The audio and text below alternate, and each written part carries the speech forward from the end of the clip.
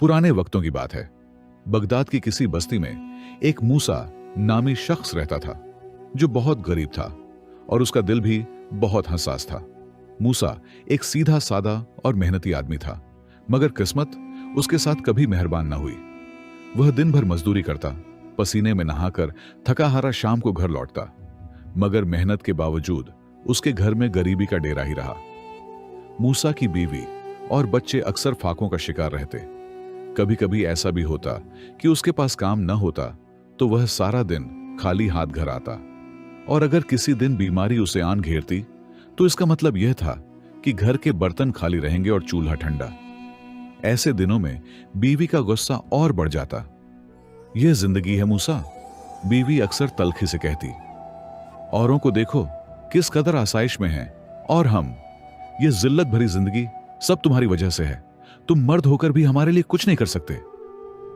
मूसा इन जुमलों को सुनता, उसका दिल दुख से भर जाता, मगर वह चुप रहता। उसके दिल में अपनी बीवी और बच्चों के लिए मोहब्बत जरूर थी, मगर जबान पर शिकवा न लाता। वह जानता था कि गरीबी के वार ही ऐसे हैं जो नरम दलों को भी सख्त बना देते हैं, मगर उसकी खामोशी कभी कभी बीवी के लिए और भी जहर बन जाती। एक दिन जब वह सुबह मजदूरी को निकला तो उसके कदमों में कमजोरी थी। बुखार ने उसके जिस्म को तोड़ दिया था, मगर वह जानता था अगर आज भी मजदूरी पर न गया तो बच्चों को रोटी नसीब नहीं होगी। वह दीवार के सहारे उठा और हाँपता कांपता बाजार में जा पहुंचा। वहां उसने एक आदमी से मजदूरी के लिए पूछा तो वह आदमी उससे कहने लगा, मूसा, तुम तो खड़े भी मुश्किल से हो, काम कहां से करोगे? जाओ घर बैठो। यह सुनकर मूसा का दिल बैठ गया। वह खाली हाथ घर की तरफ पलटा।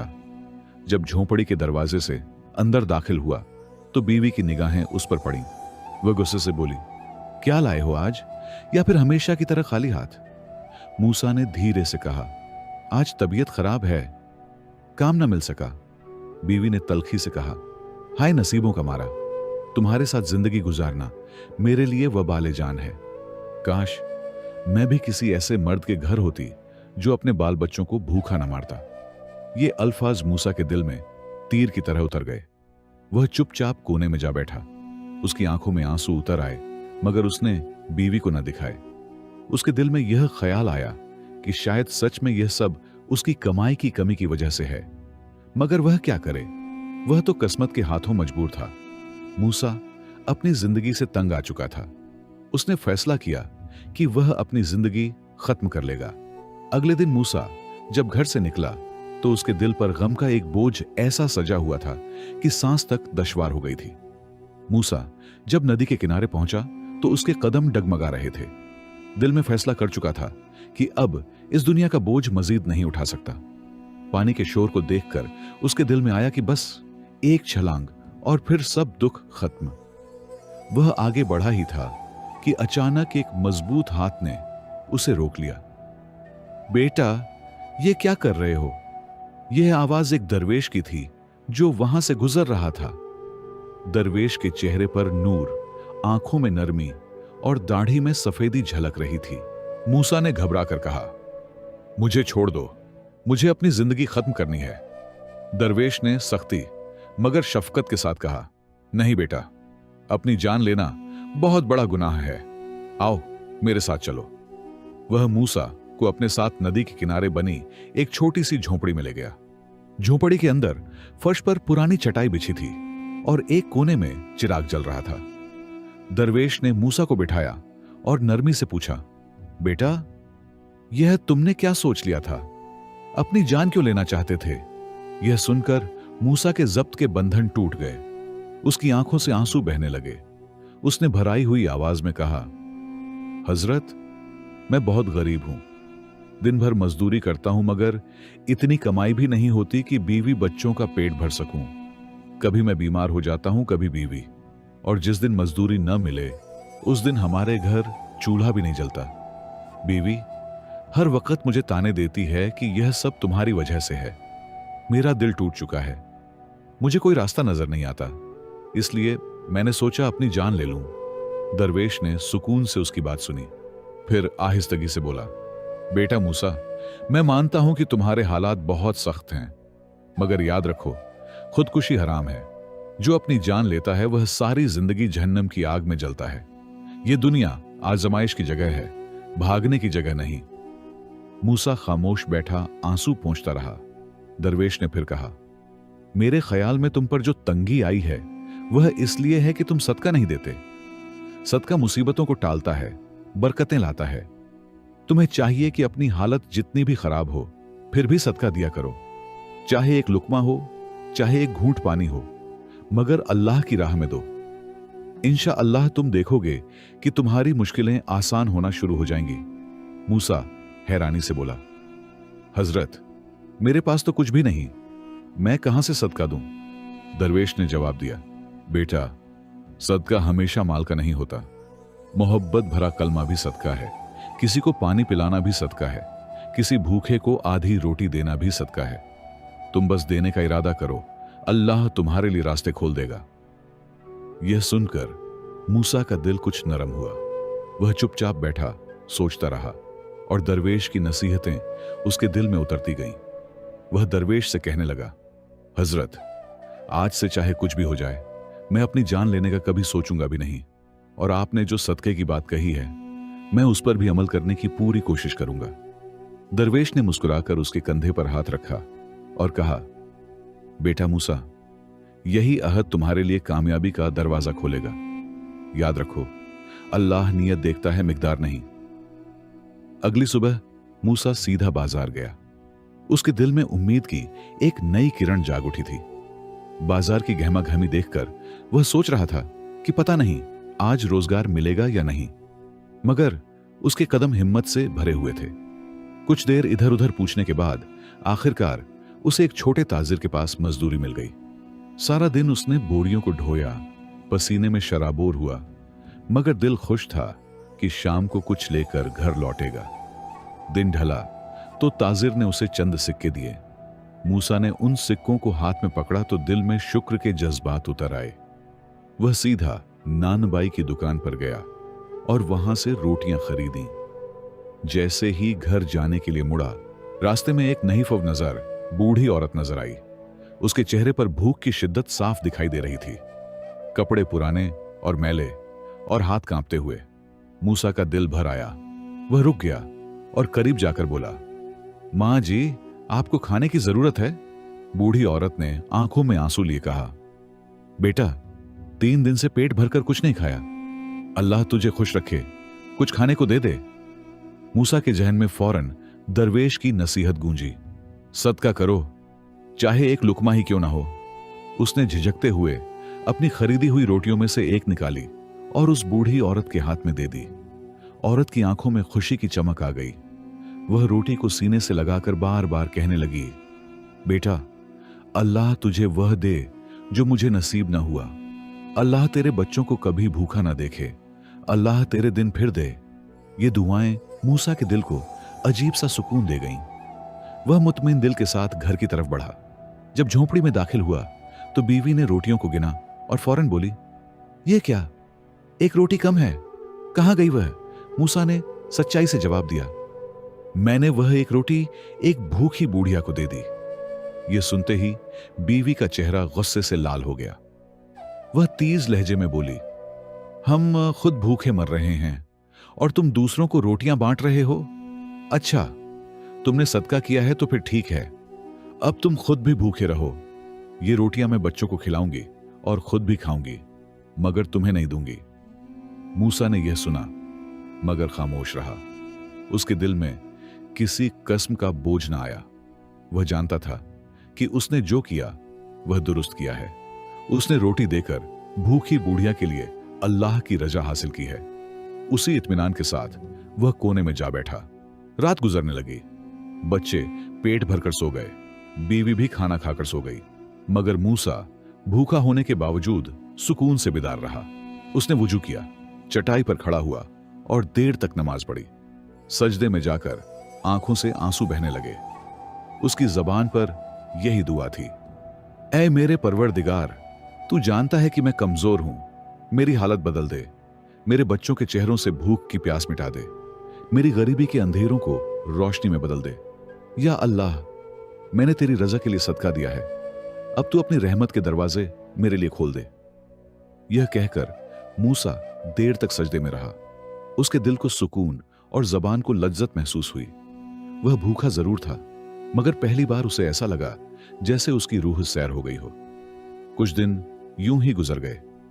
मूसा के हालात अगरचे तंगी और गरीबी के थे, मगर उसकी आदत थी कि वह जो भी कमाता उसमें से एक हिस्सा जरूर अल्लाह की राह में खर्च करता।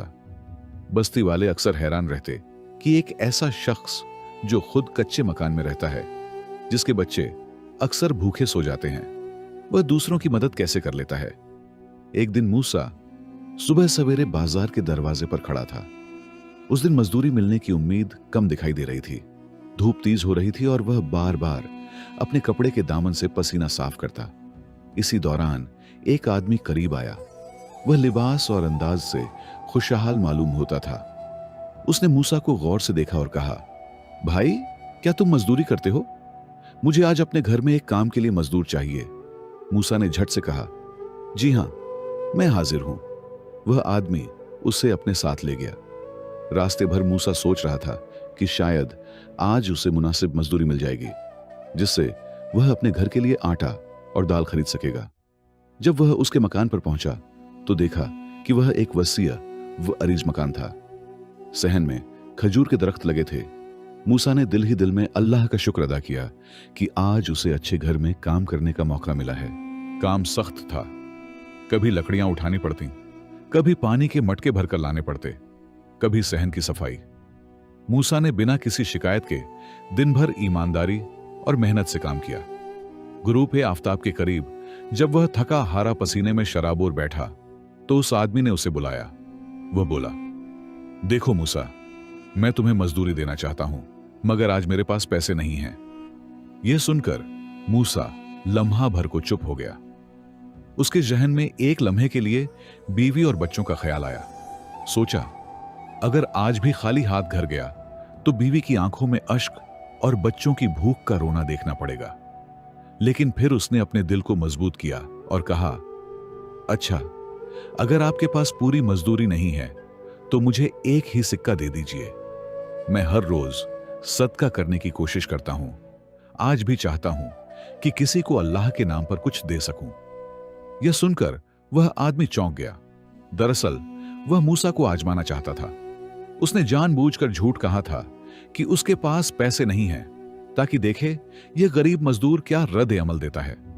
मगर जब मूसा ने सदके के लिए एक सिक्का मांगा तो वह आदमी हैरत ज़दा रह गया। वह दिल ही दिल में बोला, यह कैसे मुमकिन है कि एक शख्स जो खुद भूख से लड़ रहा हो, वह फिर भी सदका करने का शौक रखता है? यकीनन यह कोई आम आदमी नहीं। वह शख्स उठा और अंदर गया। थोड़ी देर बाद जब वापस आया तो उसके हाथ में न सिर्फ एक सिक्का बल्कि पूरी मजदूरी के सिक्के भी थे। उसने सब मूसा के हाथ पर रख दिया और कहा, यह लो तुम्हारी मजदूरी, और यह एक सिक्का तुम्हारे सदके के लिए। तुमने आज मुझे सिखा दिया कि असल दौलत पैसा नहीं बल्कि दिल की सखावत है। उस आदमी ने जब मूसा को पूरा मुआवजा दे दिया और उसकी नीयत को परख लिया तो मुस्कुराकर कहने लगा, मूसा, मैंने तुम्हें आजमाया था। मैंने जानबूझकर कहा कि मेरे पास पैसे नहीं हैं, लेकिन तुम्हारे सब्र और सदका करने के जज्बे ने मुझे हैरान कर दिया। ऐसे लोग दुनिया में कम ही होते हैं। मुझे तुम जैसे ईमानदार और नेक दिल शख्स की जरूरत है। अब तुम मजदूरी नहीं करोगे। कल से तुम मेरे साथ बाजार में मेरी मसालों की दुकान पर बैठोगे। यह सुनकर मूसा के चेहरे पर खुशी छा गई। उसने आजिजी से कहा, अल्लाह आपको जज़्ज़ाए खैर दे। मैंने कभी सोचा भी न था कि मुझे इतनी अच्छी नौकरी मिलेगी। उस रात मूसा घर पहुंचा तो उसके हाथ में मजदूरी के सिक्के भी थे और दिल में खुशखबरी भी। जब उसने घर का दरवाजा खोला तो बीवी ने हमेशा की तरह पूछा, आज क्या लाए हो? मूसा ने प्यार से जवाब दिया, आज के लिए खाना भी है और एक खुशखबरी भी। बीवी जरा हैरान हुई। मूसा ने कहा, मुझे एक आदमी ने अपनी मसालों की दुकान पर काम के लिए रख लिया है। अब रोज की मजदूरी ढूंढने की जरूरत नहीं रहेगी। यह सुनकर बीवी का गुस्सा कुछ कम हो गया। उस रात घर में खाना भी पूरा था। बच्चे भी पेट भरकर सो गए और मूसा के दिल में एक अजीब सा सुकून उतरा। वह रात भर शुक्र के कलमात दोहराता रहा। अगले दिन से मूसा ने बाजार की बड़ी दुकान पर काम शुरू कर दिया। दुकान पर हर वक्त ग्राहकों का रश रहता। मूसा न सिर्फ मेहनत करता बल्कि हर ग्राहक से मुस्कुराकर बात करता, नाप तौल में बिल्कुल ईमानदारी बरतता। जल्द ही लोगों ने कहना शुरू कर दिया, इस दुकान पर जो चीज मिलती है वह खालिस और नाप तौल में सही होती है। मूसा की एक आदत अब भी वही रही। वह दिन भर जितना भी मालिक की दुकान से कमाता, उसमें से एक छोटा हिस्सा जरूर सदके के लिए अलग कर देता और बाकी हिसाब मालिक के हवाले कर देता। यह देखकर मालिक हैरान रहता और दिल ही दिल में खुश होता। सदकत की बरकत से कारोबार दिन दोगुना रात चौगुना बढ़ने लगा। दुकान पर इतना रश होने लगा कि कभी कभी सामान पूरा नहीं पड़ता।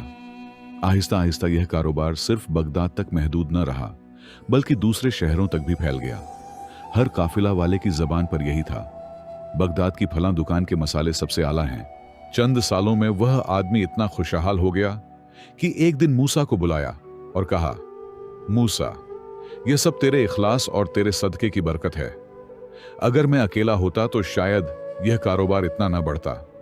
तुम न सिर्फ मेरे साथी हो बल्कि मेरे भाई की तरह हो। आज से यह कारोबार मेरा और तुम्हारा दोनों का है। तुम इस दुकान के आधे मालिक हो। यह सुनकर मूसा की आंखों में आंसू आ गए।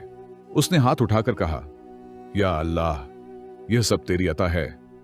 अगर मैं सदका न करता तो शायद आज भी फाकों में होता। यूं मूसा के हालात बदल गए। कभी जिसके घर में रोटी के लुकमे कम पड़ते थे, आज उसके घर में खुशहाली का चिराग जलने लगा। और यह सब सिर्फ सदका और सब्र की बरकत से हुआ। दोस्तों, इस कहानी से हमें यह सबक मिलता है कि इंसान की जिंदगी में तंगी और आसानी दोनों वक्त आते रहते हैं। कभी घर में खाने को भी मैसर नहीं होता और कभी रिजकन की फरावानी नसीब हो जाती है। लेकिन असल बात यह है कि इंसान मुश्किल वक्त में क्या रवैया इख्तियार करता है। मूसा ने जब फाका बर्दाश्त किया तब भी अल्लाह पर भरोसा रखा और दूसरों के लिए खैर और सदके का दरवाजा बंद न किया। अगरचे उसकी बीवी हमेशा उसे ताने देती रही, मगर उसने दिल को सब्र से मजबूत किया और नेकी को तर्क न किया। इंसान को हालात के सामने हथियार नहीं डालने चाहिए और न ही मायूस होकर अपनी जान लेने का सोचना चाहिए, क्योंकि जिंदगी अल्लाह की अमानत है। खुदकुशी हराम है और सब्र करने वालों के लिए अल्लाह की मदद करीब होती है। मजीद यह है कि सदका न सिर्फ बरकत का बाइस है बल्कि मुसीबतों को भी टाल देता है। जो शख्स अल्लाह की राह में खर्च करता है, अल्लाह उसके रिज़्क़ में ऐसी बरकत डाल देता है कि वह खुद भी खुशहाल हो जाता है और दूसरों के लिए भी सहारा बन जाता है। यूं यह किस्सा हमें सिखाता है कि सदका, सब्र और अल्लाह पर भरोसा इंसान की तकदीर बदल सकते हैं। दोस्तों, उम्मीद करता हूं आपको यह वीडियो बहुत पसंद आई होगी। आप इस वीडियो को अपने दोस्तों के साथ लाजिमी शेयर करें और दूसरों को भी सदका देने और अल्लाह की राह में खर्च करने की तरगीब दें। अल्लाह आपके हालात भी बदल देगा।